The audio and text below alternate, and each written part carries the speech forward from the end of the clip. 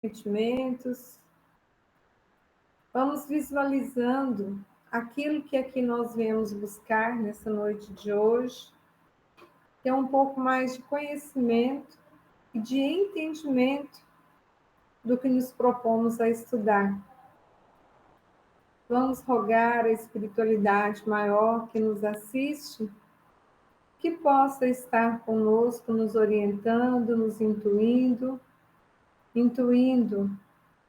ao organizador deste estudo, nosso irmão Tales, e para que todos nós, com essa boa vontade, possamos nos envolver em cada uma das questões que conseguimos estudar hoje, e que elas tragam para nós alento, traga para nós autoconhecimento e fortaleça, assim, nossa alma na vontade de prosperar, conhecendo melhor os ensinamentos que o Cristo aqui deixou para cada um de nós.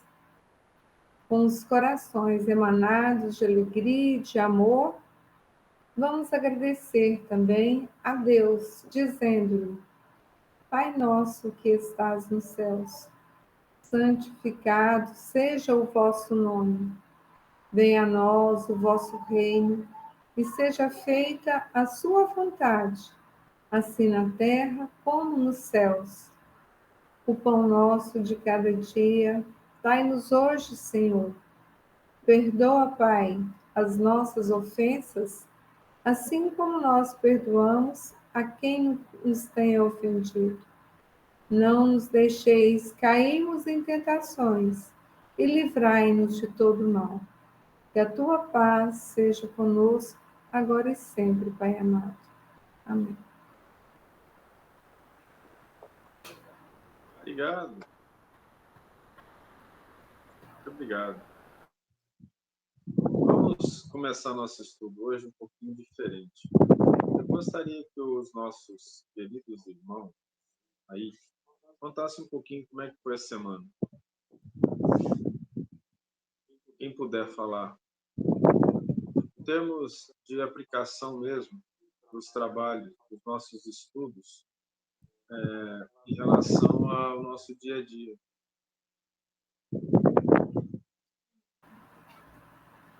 Como é que foi isso? Como é que está sendo isso? Porque essa questão da gente estudar a doutrina, a gente vive, infelizmente, muitas vezes, numa situação em que a nossa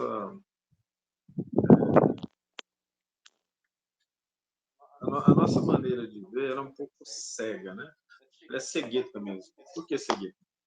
Porque a gente se ilude com muitas coisas, a gente acaba se iludindo com situações em termos de dificuldade de interpretação das coisas espirituais. Nós temos esse problema. Estou tentando acertar aqui. E aí, quando a gente faz os estudos espíritas, tantas vezes também a gente se ilude. Por que a gente se ilude? Porque a gente acaba entrando numa situação de achar que a gente é aquilo que a gente fala nos estudos. Isso é um problema sério, né? Vou falar para vocês um caso. Eu já contei para vocês que eu virei espírita quando eu tinha 8 anos de idade. Eu falei para vocês. Sim. Porque aí eu fui para o centro espírita, apaixonei, foi uma maravilha. Foi lindo, foi maravilhoso. Aí eu fiquei tão espírita, eu ia tanto no centro espírita, que eu achava que eu era uma pessoa legal, você acredita? Eu achava que eu era uma pessoa cheia de virtudes. Aí um dia, isso eu acho que eu já falei também, mas um dia eu estava indo para a mocidade, eu era presidente da mocidade, olha que nome chique, a cidade naquela época tinha presidente, lá em Uberlândia. E eu, como presidente da mocidade, caminhando, eu tinha, olha só, olha para vocês verem o que é uma obsessão sutil.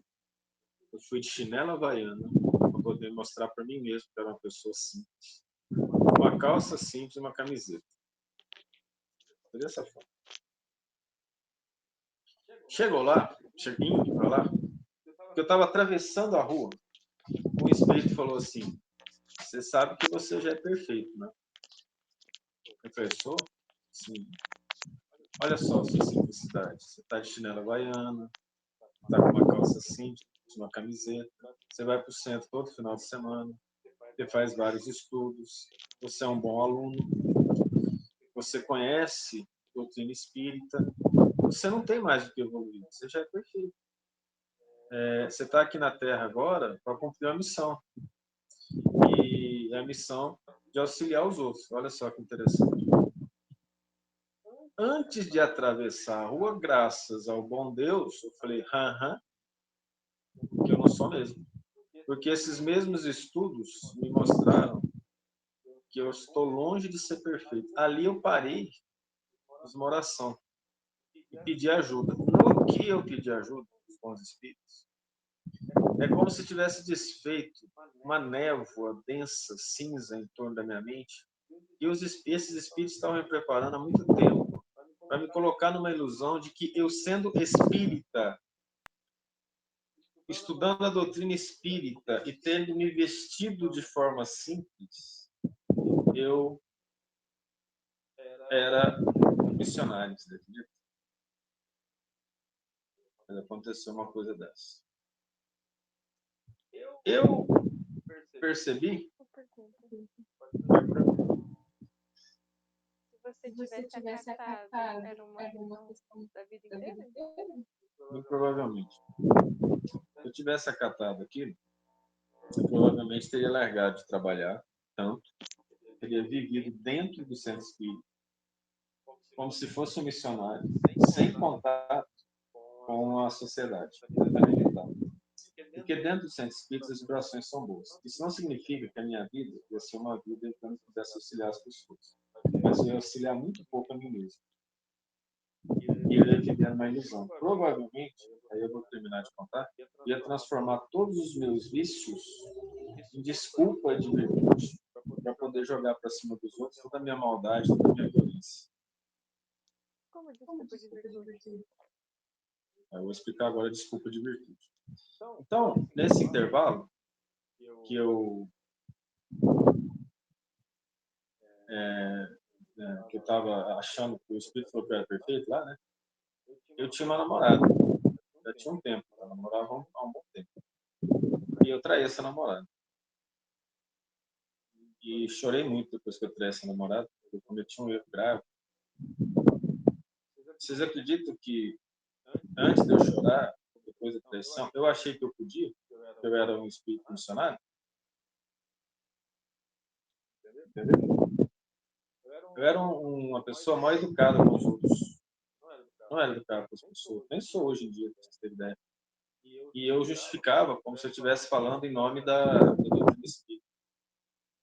Eles me chamavam de Kardequinho, as pessoas. De tanto que eu tinha uma palavra sempre do Kardec ou do Emmanuel na boca, assim, para poder falar, para poder responder as coisas. Aí o que aconteceu? Vocês estão entendendo o que eu estou falando para vocês? Bem claramente. Quanto que a gente pode ser iludido. Aí, enquanto eu estava fazendo isso, eu não via os defeitos. Então, por exemplo, o Centro Espírita ia fazer uma galinhada para arrecadar fundos. Naquela época tinha muito disso. Né? A gente fazia galinhada, tinha campanha do quilo, tinha sopa. Aí eu fui lá e lá eu falei assim, Emmanuel falou quanto uma pessoa... Gente, eu tinha 19 anos de idade, 18, 19 anos de idade. Enquanto uma pessoa na face da terra comer carne, haverá obsessão na face da terra. Eu sou contra a doutrina espírita fazer qualquer comida com carne. Eu era vegetariano, eu estava usando isso como uma desculpa para exaltar uma virtude que não era nem virtude. Vocês compreenderam agora essa questão? Eu falava muita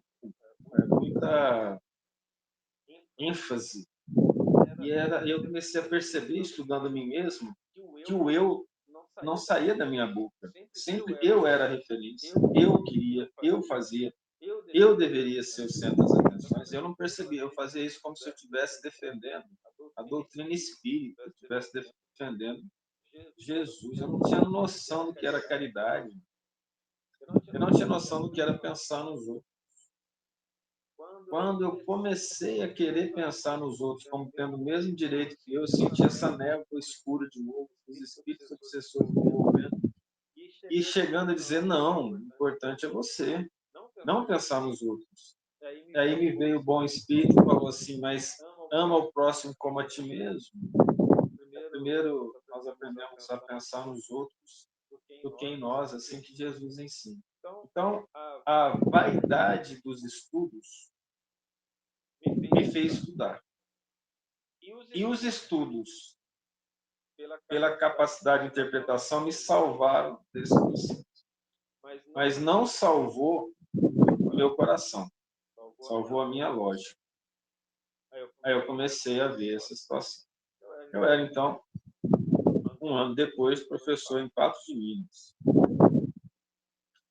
E ali eu percebi que eu era uma pessoa mais bem-humorada. Eu não sorria, para vocês terem ideia. A pessoa me contava uma piada, eu olhava sério para ela e falava assim, eu não sou, não vou ser. Olha o padre voltando, né? Os padres dominicanos, eles achavam que Jesus não sorria, era proibido sorrir. O padre voltou, essa parte do padre voltou, então a minha mente estava irradiando para aquele padre lá. Aquele padre que Jesus não sorria, que eu não sorria. Aí, em determinado momento, graças aos bons espíritos, a gente não falava palavrão. Quando eu comecei a dar aula, eu era muito novo. Os alunos levavam um dicionário para assistir minha aula, porque eles não entendiam as palavras que eu falava. Eu não falava coloquial, eu só falava norma culta. Era um problema. E aí, os alunos reclamaram, eu precisava levar dicionário para assistir a minha aula, e que eu falava tão rápido e escrevia tão rápido, que eles dividiram em dupla. Enquanto um copiava, o outro prestava atenção e depois eles trocavam entre eles. O diretor foi falar isso comigo, como reclamação, eu saí todo feliz, cheio de virtude, achando que aquilo era virtude. Vocês entenderam o grau de ilusão que esse indivíduo vivia? Estou falando que eu fugi dela, não. Vocês estão compreendendo isso, não? Estão mesmo? Estão compreendendo bem isso? Aí chegou um momento, então, por que eu comecei a contar? Eu estava em Patos de Minas, que eu falei assim, tem dois talhos aqui nesse negócio aqui, pelo menos. Um que está se segurando, achando que ser espírito, ser virtuoso, é ter essa cara fechada. Eu não tinha entendido, sim, aquela mensagem do Evangelho. Para viver em constante comunicação conosco, não é preciso cobrir-se de cinzas e nem envergar o silício.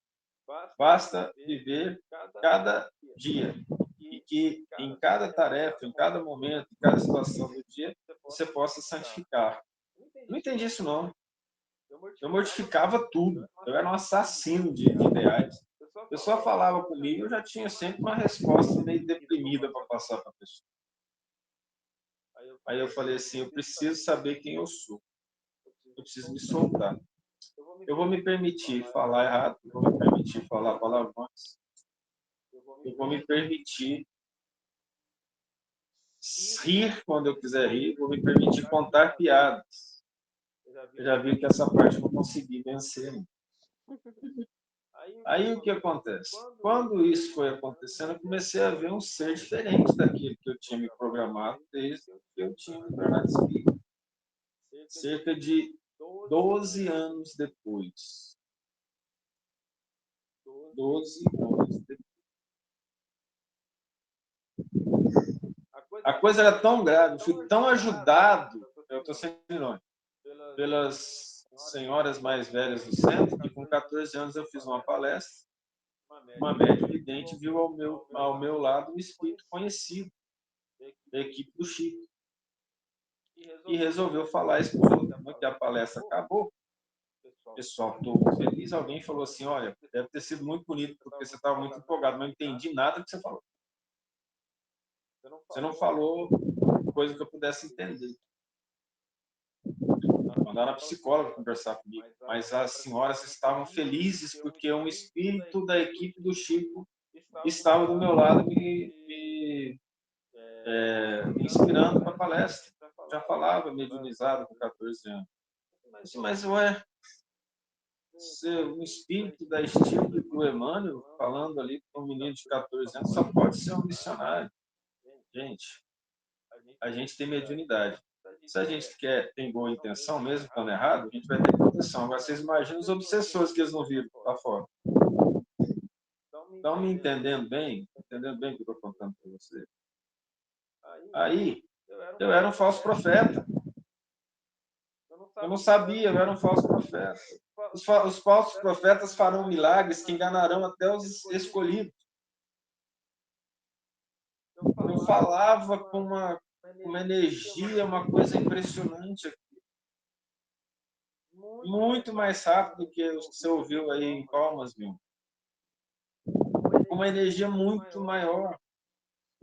Eram bons espíritos? Eram. Estavam me usando? Sim. Eu era médio desde criança? Sim. Eu era um missionário? Não, e não sou. Eu era um espírito evoluído para esse espírito falar comigo? Não. Eles não tinham opção, não tinha mais ninguém para falar. Os outros médicos tudo fugiram, pelo menos eu estava no centro. Vocês compreendem a questão? Então, eu, durante muitos anos, estive estudando doutrina espírita. Fiz todos os eixos de doutrina espírita, todos os cursos básicos de doutrina espírita. Li mais de 5 vezes cada uma das obras de codificação. Li mais de 16 vezes todos os livros do André Luiz. Não me tornou uma pessoa melhor. Aumentou bastante a minha vaidade. O que ajudou? Ter conhecimento para depois, quando eu conseguir um pouco mais de maturidade, poder auxiliar com as informações. Então, estou passando para vocês que durante a maior parte da minha vida como espírita, eu vivi sofrendo uma obsessão sutil muito forte. A partir do momento que eu percebi essa obsessão, os centros espíritas não me aceitavam mais. Dona Vilma, me ajuda, Dona Ana Paula, Dona Maria, Ângela. Vocês acham que eu era médico quando eu estava em Palmas? Eu tenho a certeza que sim, cara. E por que eu não podia participar das reuniões mediúnicas? Aí é questão de direção de casa, né? Pois é o que eu estou falando. Eu só participei quando eu participava de obsessão sutil. Eu fui para Montes Claros. Dava palestra. Do mesmo jeito que eu dava em Palmas. Eu não pude participar de reunião mediúnica. Eles não me deixavam participar dos centros espíritas. Sempre me seguravam. Nunca deixavam. Porque eu comecei a falar coisas que incomodavam bastante na hora das palestras. E aí é uma questão da gente enxergar a realidade. Aí as pessoas podiam achar que eu estava falando para elas. Não, estava acusando a mim mesmo. Então eu digo, chamo a atenção de vocês, todos nós, inclusive eu nesse momento, falando que parece toda essa cautela e evidenciando os erros, nós estamos sob efeito de obsessão, que essas obsessões, o que elas fazem conosco? Elas nos colocam em evidência de nós mesmos, enquanto que, na verdade, é uma desculpa para que as nossas imperfeições apareçam disfarçadas de virtudes. Muitas vezes é um protecionismo excessivo. Muitas vezes é achar que a nossa maneira de ser, nós não temos dúvida, é melhor do que de qualquer outra pessoa, mesmo a gente sabendo que outra pessoa é filha de Deus. São muitas vezes os abraços enfermiços carregando alta sensualidade e que nós, na verdade, chamamos de paz. Então, teve gente falando assim, no centro espírita não pode abraçar, a gente abraça e é um passe. A questão é como fazer. Tocar, sorrir, pode ser com amor ou não, depende do que está dentro. A questão não é a ação, é sacrificar as necessidades, mesmo as frivolidades de cada dia, mas fazer com sentimento de pureza que as possa santificar. Eu espero que o meu mau exemplo tenha sido compreendido em relação ao que nós passamos. E a importância de nós pegarmos os nossos estudos e aplicarmos com todas as nossas forças no nosso dia a dia, vencendo preconceitos. Eu tenho aprendido nos últimos meses coisas que, olha, se você falasse comigo há 6 meses atrás, me ajudem aí. 6 meses atrás, vocês concordam que eu era uma pessoa até, de certa forma, inteligente, capaz de convencer os outros com uma certa lógica? Ou não? Sim. Sempre. Pois eu falo que o que mudou comigo nos últimos meses, em termos de enxergar a bondade de Deus no dia a dia da nossa vida, me transformou numa pessoa diferente. Então, há 6 meses atrás, ou 5 meses atrás, eu era uma criança, certo? Eu pude enxergar do amor de Deus no nosso dia a dia, nos nossos passos, na nossa maneira de ver as coisas. Provavelmente, eu repeti as mesmas frases do passado, só que agora cheio de amor. E daqui 6 meses eu espero que eu me olhe como uma criança também. E mesmo assim, não acreditem em vocês que eu melhorei muito, não. O que tem feito é que a cobrança dos espíritos de fazer com que aquilo que a gente fala seja tomado como uma situação de verificação das nossas próprias ações é que tem nos ajudado bastante. O eu te amo pode ser dito 10, 100 vezes. Se a pessoa que diz que te ama não é capaz de um sacrifício para poder te ajudar em alguma coisa, ele é falso. Ele é uma máscara, ele é uma ilusão. Se eu não sou capaz de mudar minha maneira de ser para poder auxiliar alguém, o eu te amo é uma mentira. Porque o amor ele não está existindo. Porque amar, de acordo com Lázaro, é o sol interior que condensa e reúne em seu foco ardente todas as aspirações e revelações sobre-humanas. Então, nós não amamos, nós somos humanos. No entanto, nós aceitamos, e eu percebi que os espíritos aceitam, que a gente fala em amor, quando a intenção é verdadeira. Mas quando nós não somos capazes de mudar um hábito, de mudar o que nós temos que fazer durante o dia, não colocar uma vírgula na nossa rotina para auxiliar alguém, então a gente não está amando. A gente não está fazendo direito. Porque não existe evolução sem sacrifício. E o sacrifício é, inclusive, da nossa saúde. E de pregar, sacrificar essa pregação, o vosso descanso, o vosso repouso, o vosso trabalho, a vossa saúde. Erasto de São Paulo, Missão dos Espíritos. Essa é uma questão que, se nós não aprendermos a olhar para dentro de nós e vermos-nos como seres que necessitam evoluir, então nós vamos estar na mesma situação que eu passei lá, já me considerando perfeito. Vocês acham que os obsessores são burros? Eles deram o bote no momento da minha vaidade estava transbordando da taça de iniquidade no meu coração. E aí nós não aceitamos que as pessoas mintam para a gente e a gente conta mentira.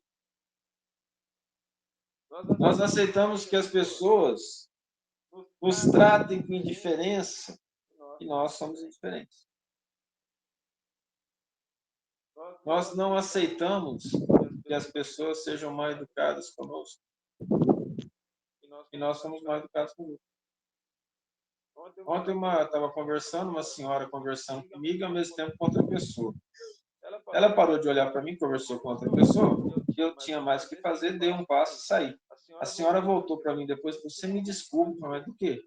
É que enquanto você tinha acabado de falar, eu olhei para outra pessoa e você saiu. Eu não quis te magoar. Eu falei, não, mas eu nem lembro disso. Olha só o que tem dentro dessa pessoa, eu não teria percebido. É uma coisa bonita.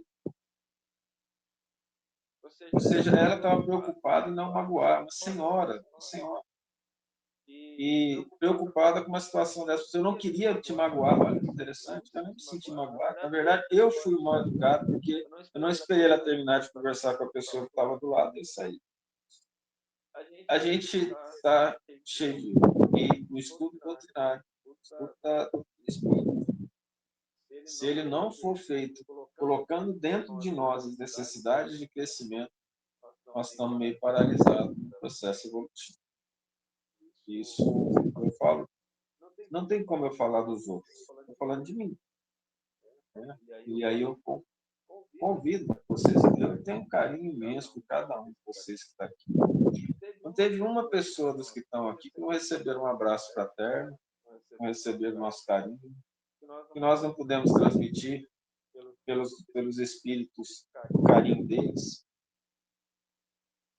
E aí a preocupação é, vamos acontecer. Vamos, aqui não estamos, ninguém aqui é muito maior que ninguém, não. Uma pessoa com pouco conhecimento, uma cara feia, estou falando da mulher que veio pedir desculpa para mim, a senhora para a cara dela, você acha que ela é secretária do Márcio de Diabo Justiça. Bicha, ela tem uma cara brava. Aí, fala com tanto carinho, assim, com tanta preocupação com o outro. A tapa que eu levei, o aprendizado que eu recebi ontem, imenso. Eu fui mal educado, eu não percebi, eu pensei no que eu estava fazendo, eu não pensei na pessoa, que ela podia ter ficado chateada. Estou aprendendo, mas o egoísmo existe, então eu vou ter que olhar dentro de mim e falar, você é egoísta. Bom, resolver esse problema aí. E bom, ela me ensinou bastante, Jesus me deu uma possibilidade de aprendizado imenso para mim. Então, eu convido todos nós a pensarmos nos nossos estudos. Muitas vezes, as informações que vêm não somos nós que trazemos, são os espíritos do bem que precisam usar da mediunidade para poder trazer essas informações, trazer as mensagens do alto. Eu falei para eles assim, vocês são assim, meio evoluídos para ficar trazendo essas coisas para 12, 10 pessoas. Né? Falou assim, encarnado, né, tá? Encarnado com uma multidão. A gente está falando dos dois lados da vida.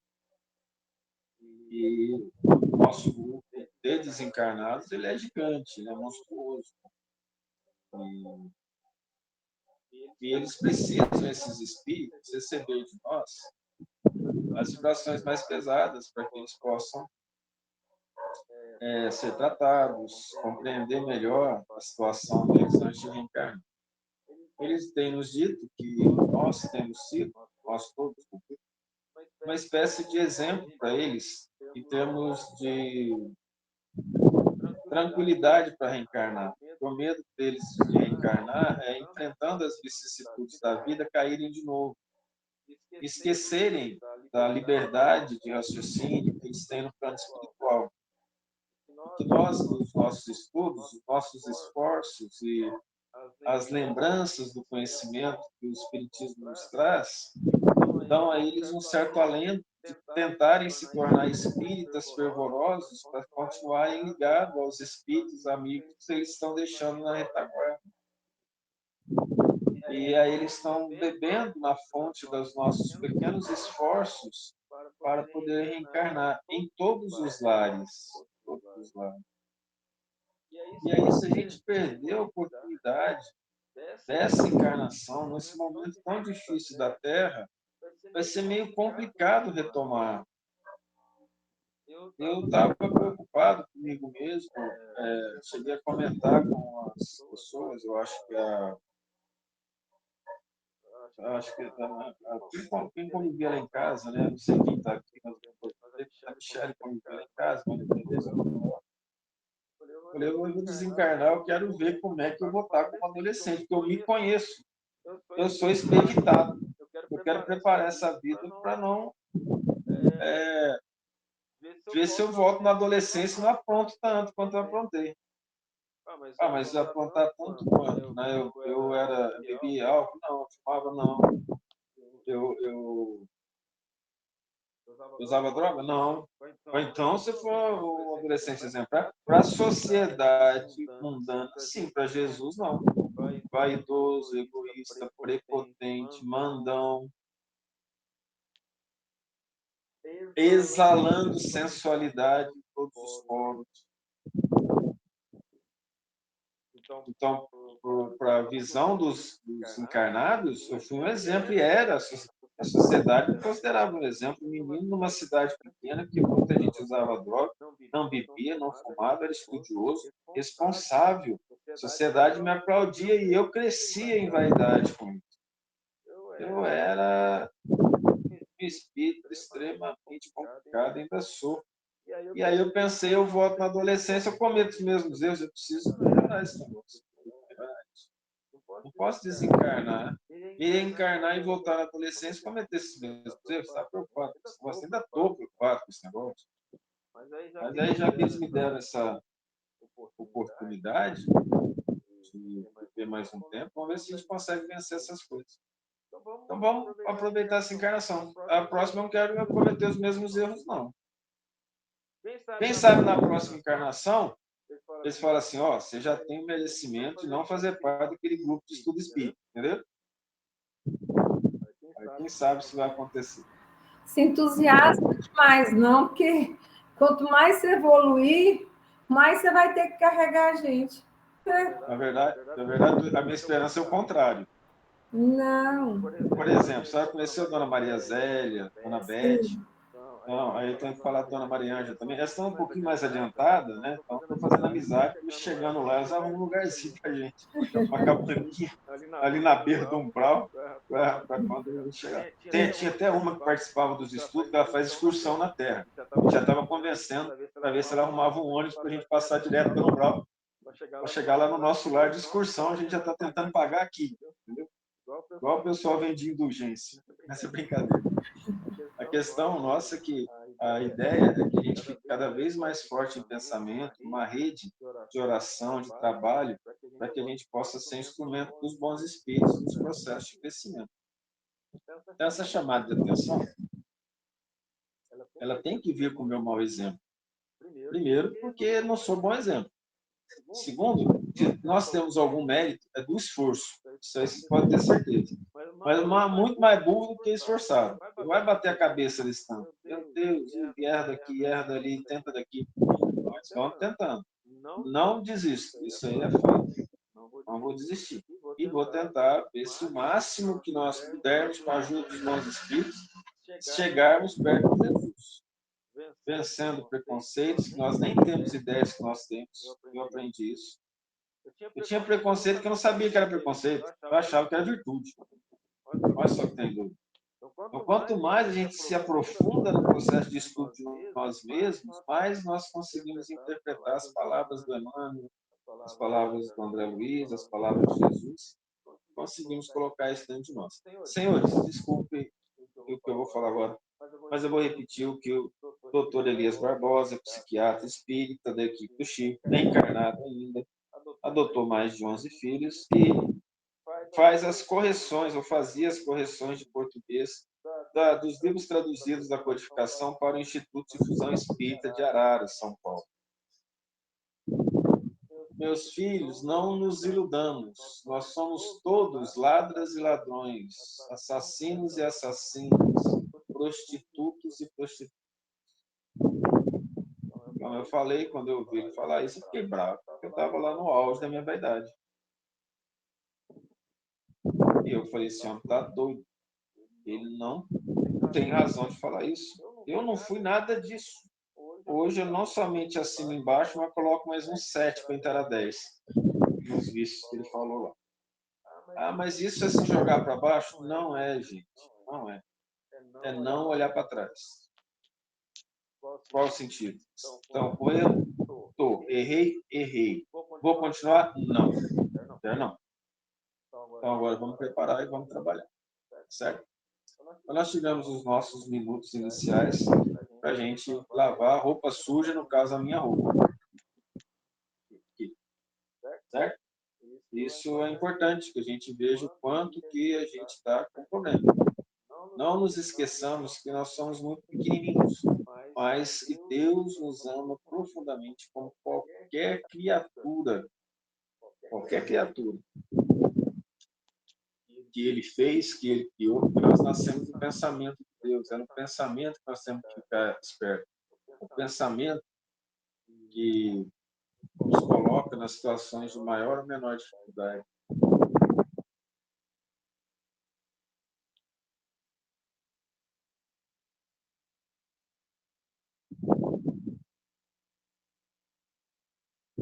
Todos vendo? Paramos aqui mesmo?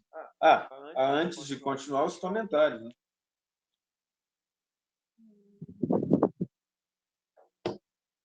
Ninguém vai falar assim, eu sabia que você não prestava. Você sabia, obrigado. Maria Tereza acabou de falar que sabia. Você já falou antes. Mas não tinha falado com tanta veemência. Certo? Você é duro com você, falou sim. Só não? Mas assim, eu tinha falado de uma maneira geral. É muito importante ficar claro com aquele problema da obsessão sutil que acontece dentro dos centros espíritas, dentro de nós mesmos, a gente não percebe, a gente acha que a gente está fazendo virtude. Como que nós vamos descobrir isso? Se a gente esforça, Deus, na hora certa, manda a resposta para nós, tá? Mas aí, obrigado, Ana Paula, eu entendi que foi uma maneira de você falar assim, eu já sabia.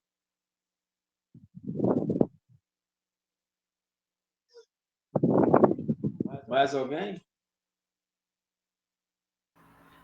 Thales, sempre quando eu vou assim, começar qualquer estudo ou qualquer coisa que eu tenha que fazer, eu deixo realmente assim pedir, como nas minhas preces, que a gente consiga aprender e consiga também pôr em prática o que a gente está estudando, porque realmente não é fácil. A gente, sabe, lê, ouve tudo aquilo, né, que a gente está buscando, mas depois no meu dia a dia eu não vou fazer nada disso. Então eu peço muito essa ajuda, porque não é fácil, para mim não é, colocar em prática, sabe? O que eu vejo, o que eu aprendo na doutrina. E não desistir também, né? Se melhorar a cada dia, buscando realmente olhar para a gente, conhecer, prestar atenção naquilo que ainda me magoa, o que me chateia. Por que eu me magoo? Por que eu me chateio com tanta facilidade? Porque eu não aceito o outro. E isso é uma vaidade. Primeiro eu, depois eu e terceiro também eu. Assim, eu tenho procurado cada dia mais me olhar dessa forma. Ainda não consegui, não, sabe? Mas agir de acordo com o que eu estou querendo. Mas estou caminhando, assim, sempre em determinadas situações, às vezes eu me lembro, sabe, de alguma coisa que a gente estudou, de alguma coisa que falou, aí aquilo me ajuda a despertar, pelo menos para parar e não continuar a fazer o que eu faço no momento. É isso. Obrigado por ter lembrado disso. A gente se esforçando é importante. O esforço já nos coloca na situação de recebermos a ajuda de enxergarmos quem nós somos, sabe?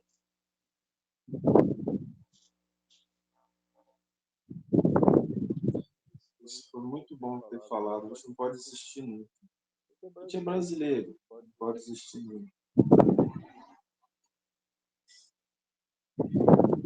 Peço para vocês agora uma certa meditação nas questões espíritas mesmo, do nosso Brasil, que tantas vezes os nossos irmãos palestrantes, até conhecidos, eles parece que meio que fazem uma certa força, né?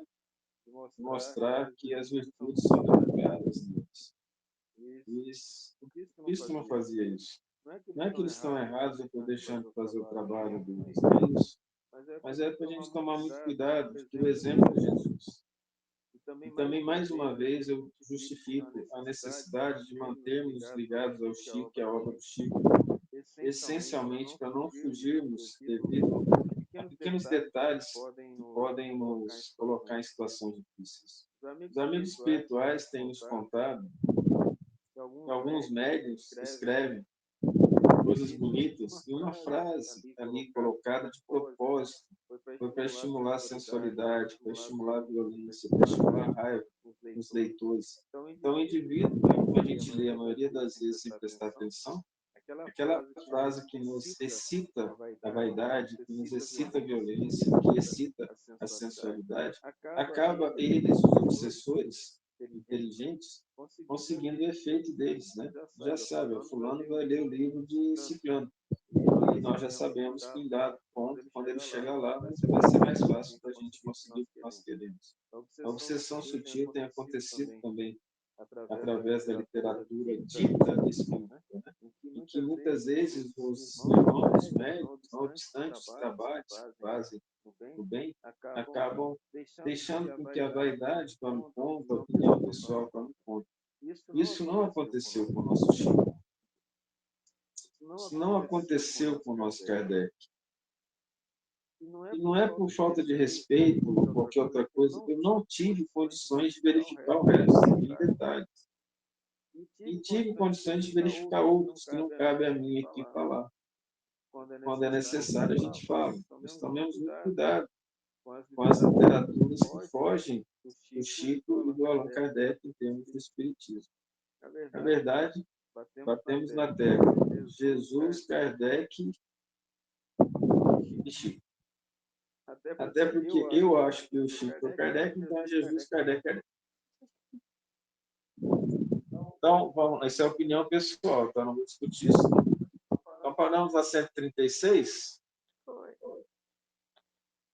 A alma independe do princípio vital. O corpo não é mais que um envoltório repetindo constantemente. Pode existir o corpo ou existir sem a alma? Pode. Entretanto, desde que cessa a vida do corpo, a alma o abandona. Então, o corpo vai existir antes de ser putrefado, sem alma. Antes do nascimento, ainda não há união definitiva entre a alma e o corpo. De novo, não é que ela não está unida, é definitiva. A palavra definitiva que deve ser considerada. Nós comentamos isso. No momento em que ocorre a formação do óvulo, ou seja, o ovócito 2 com o espermatozoide, ali, de acordo com o livro do André Luiz, chamado No Mundo Maior, eles mostram lá que ocorre, então, a colocação do espírito numa reencarnação presidida pelos espíritos superiores, e aí ele começa, então, a direcionar o desenvolvimento do zigoto, que é a célula totipotente que vai formar todos nós, e em determinado momento nós somos uma célula. Bom, pessoal, enquanto que depois dessa união a saber estabelecida, a morte do corpo rompe os laços que o prendem à alma, e esta o abandona. A vida orgânica pode animar um corpo sem alma, mas a alma não pode habitar um corpo privado de vida orgânica. Ou seja, a alma só habita o corpo preparado para ela. Um por vez. Mas como assim? Pode animar um corpo sem a vida orgânica pode animar. O feto, o embrião que desenvolve até uma semana, aí ocorre uma gestação, começa a formar a mórula, a blástula, a gástrula, aí a partir da gástrula, onde os folhetos embrionais deveriam ser direcionados, não consegue mais formar uma massa. Essa massa não tem mais o formato do feto, não tem um cara de humano. O que seria o nosso corpo se não tivesse alma? Simples massa de carne sem inteligência. Tudo o que quiseres, exceto um homem. Olha, nós vamos lembrar que isso significa que a inteligência está associada à alma.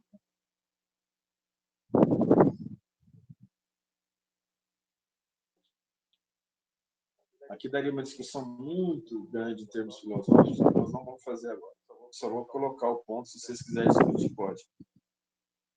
Animal tem alma? Sim. Acho que sim também. De acordo com o livro dos Espíritos, ele tem um princípio inteligente. Só é alma depois que ele tem moral. Ou seja, que ele tem razão e senso moral. Portanto, não tem alma. Ele tem princípio inteligente. Falei que ia gerar problema. Mas de acordo com isso. Então, mas alguém acha que animal não tem inteligência? Não. Logo, a gente não tem palavras suficientes para colocar esse processo intermediário. Eles têm algo que está se transformando em algo. Então, nesse momento, nós podemos considerar que essa alma que os espíritos citaram se refere sim aos animais. Não obstante, lá no começo, é deixado claro que eles têm princípio inteligente. Certo? Certo. Só uma ideia geral, porque as palavras podem gerar dificuldade. O espírito pode encarnar ao tempo em dois corpos diferentes? Não, o espírito é indivisível. Não pode animar simultaneamente dois seres distintos. Verem o livro dos médios, capítulo 7, da bicorporeidade da transfiguração. Já leu isso.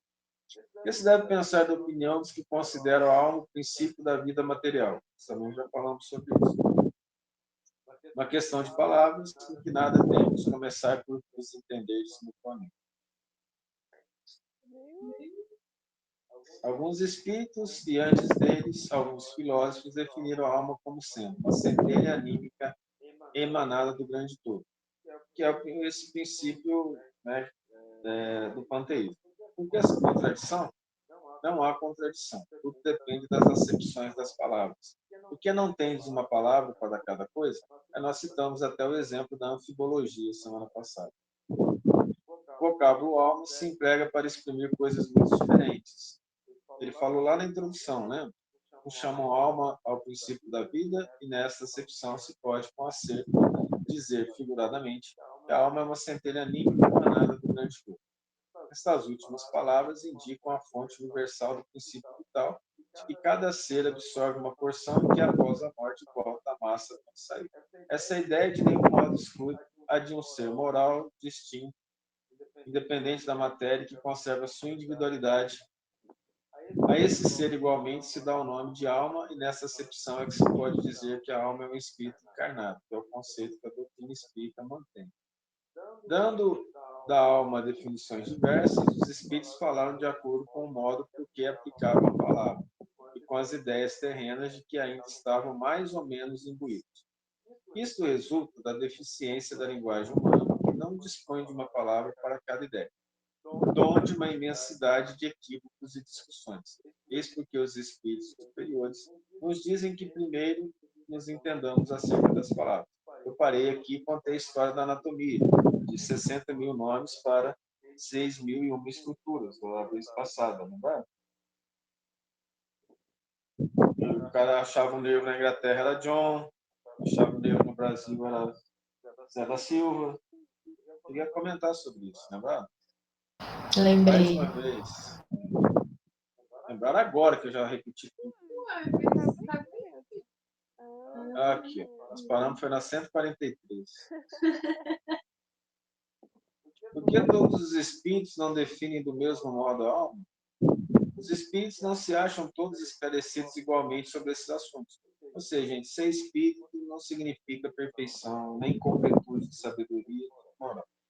Há espíritos de inteligência ainda limitada, que não compreendem as coisas abstratas. São como as crianças entre vós. Também há espíritos pseudo-sábios que fazem alarde de palavras para se imporem, ainda como sucede entre vós. Gente, nós somos os espíritos encarnados. Logo, se a gente era pseudo-sábio, a gente encarna como pseudo-sábio. A gente era estúpidozinho, a gente encarna como estúpidozinho, tendo a oportunidade de ser menos estúpido, menos pseudo, mais sábio. Depois, os próprios espíritos esclarecidos podem exprimir-se em termos diferentes, cujo valor, entretanto, é substancialmente o mesmo, sobretudo quando se trata de coisas que a vossa linguagem se mostra impotente. Para traduzir com clareza, recorrem então a figuras, a comparação que tomais como realidade. Por isso que nós temos verdades imensas escondidas atrás das parábolas que nós ainda não tivemos inteligência suficiente para interpretar. Certo?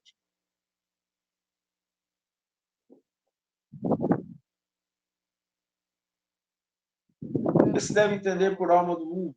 O princípio universal da vida e da inteligência, do qual nascem as individualidades. O princípio vital, ele já está falando.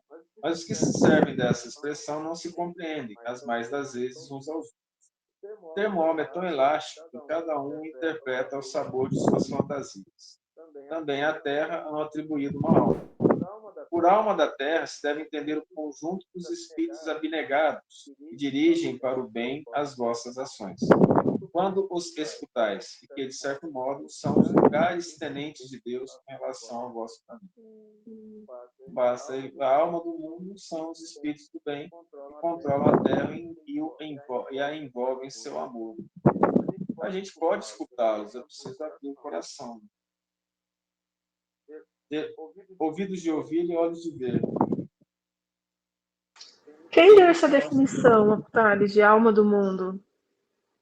Eles usavam antes, depois ela foi retomada por Jung, né, o ex-discípulo de Freud, que ele chamou de inconsciente coletivo. Mas a questão de alma do mundo já vinha como se a Terra tivesse uma alma.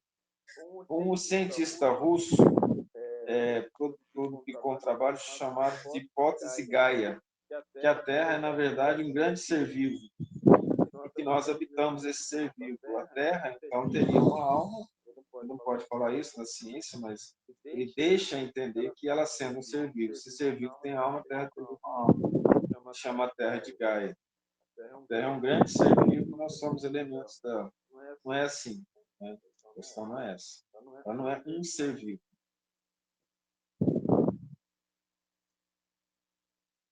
O que ela é? É um mundo feito por Deus para que os seres vivos a habitassem. Ela é envolvida pelo pensamento, pelo halo do Criador, representado mais especificamente pela aura de Nosso Senhor Jesus Cristo. A Terra é nossa casa.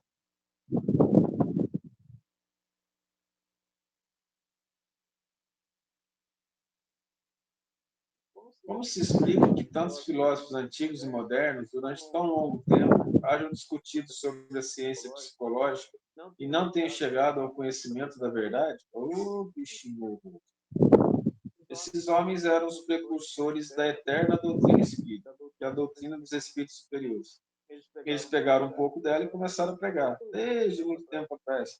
Mais notadamente, a partir de 600 anos antes de Cristo, que, ao mesmo tempo, na Índia reencarnou Siddhartha Gautama, na China, Confúcio, e na Grécia, Tales de Mileto. Preparam os caminhos. Eram homens e, como tais, se enganaram, tomando as suas próprias ideias pela luz. No entanto, mesmo os seus erros servem para realçar a verdade, mostrando o pró e o contra. Demais, entre esses erros se encontram grandes verdades, que um estudo comparativo torna apreensíveis. Jesus vem depois e nos mostra o caminho. Muitas vezes a pessoa gosta de seguir Buda, né? de seguir o hinduísmo, o confucionismo. E a questão é que todos eles foram enviados pelo próprio Cristo, mas só o Cristo foi perfeito e trouxe a verdade, de modo que não há equívoco na interpretação do que o homem deve fazer para ser feliz. Alguns budistas interpretaram que a virtude só é conseguida pela meditação, tem que parar de trabalhar para meditar. O nome disso é uma nova interpretação sobre a preguiça.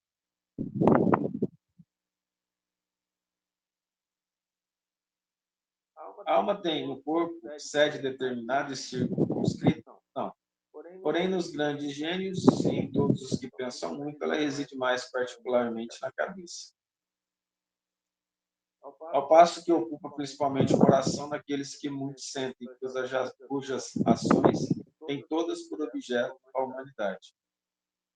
Nos outros, você fica perambulando. A pessoa anda a cavalo, ela já sai, vai para o pé, vai para o fígado, volta para a cabeça.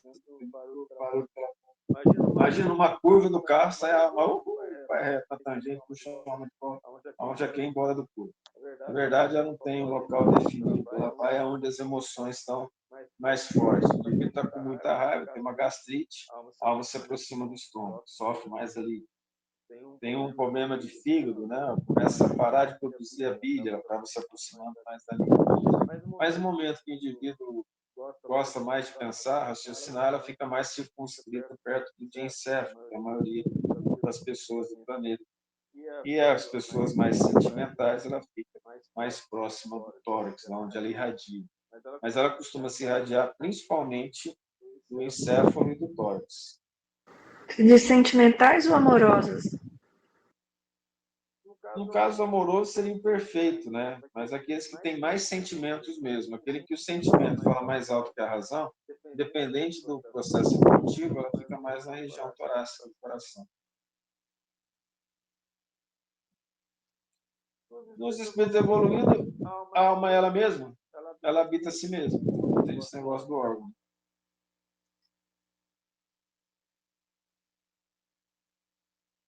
Você se deve pensar da opinião dos que situam a alma num centro vital. Quer isso dizer que o espírito habita de preferência essa parte do vosso organismo, por ser aí o ponto de convergência de todas as sensações. O indivíduo que come bastante e gosta de comer, é musculoso, a alma dele vai estar mais próximo do estômago, por uma questão natural, né? Na estrutura corporal dele. Os que a situam que consideram o centro da vitalidade, esses a confundem com o fluido do princípio vital, que ela é maior, como ele falou lá em cima, no coração, no cérebro, nos órgãos de maior metabolismo. E, coincidentemente, os que têm mais água. Pode, todavia, dizer-se que a sede da alma se encontra especialmente nos órgãos que servem para as manifestações intelectuais morais.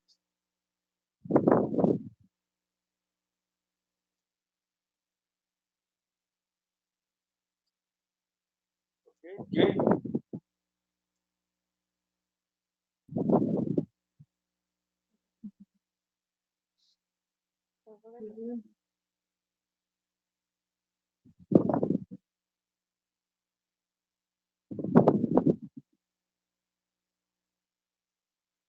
Estamos terminando nosso estudo, vamos fazer a oração final.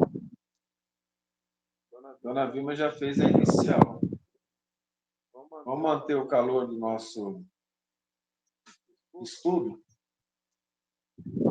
E aí, mantendo o calor do nosso estudo, a gente pede para a dona Ana Paula de Palmas fazer a prece final para nós.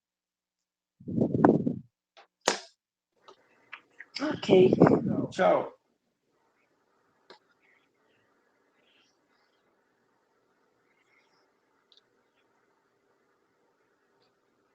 Neste momento,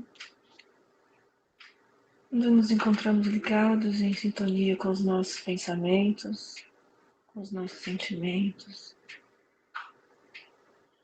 que onde estão os nossos pensamentos, está o nosso coração. E com os nossos corações abertos no momentos em que doamos as nossas vibrações e o nosso amor. Em um movimento de gratidão por esta oportunidade, por tudo que recebemos e pela oportunidade de doação e servir. Nós agradecemos aos nossos mentores, pedimos que sejam fortalecidos em suas missões, que esses anjos amados e queridos nos envolvam em vibrações que nos mantenham alertas, nos intuindo em sabedoria e em amor. Agradecemos as equipes espirituais dos estudos desta noite, pelos ensinamentos, por toda assistência e amparo que tanto recebemos. E pedimos que os nossos lares se mantenham e sejam fortalecidos como locais de apoio, onde as equipes espirituais possam aqui buscar as nossas vibrações e os fluidos tão necessários para a assistência de tantos irmãos. E assim, Mestre amado, pedimos que a Tua luz, Senhor, nos fortaleça no caminho certo a seguir, que os Teus ensinamentos, ligados aos nossos pensamentos e entendimento, tomem morada em nossos corações. Que a tua paz se faça bem presente em todas as situações que vivemos e que a possamos transmitir àqueles que nos rodeiam. Que assim seja. Graças a Deus.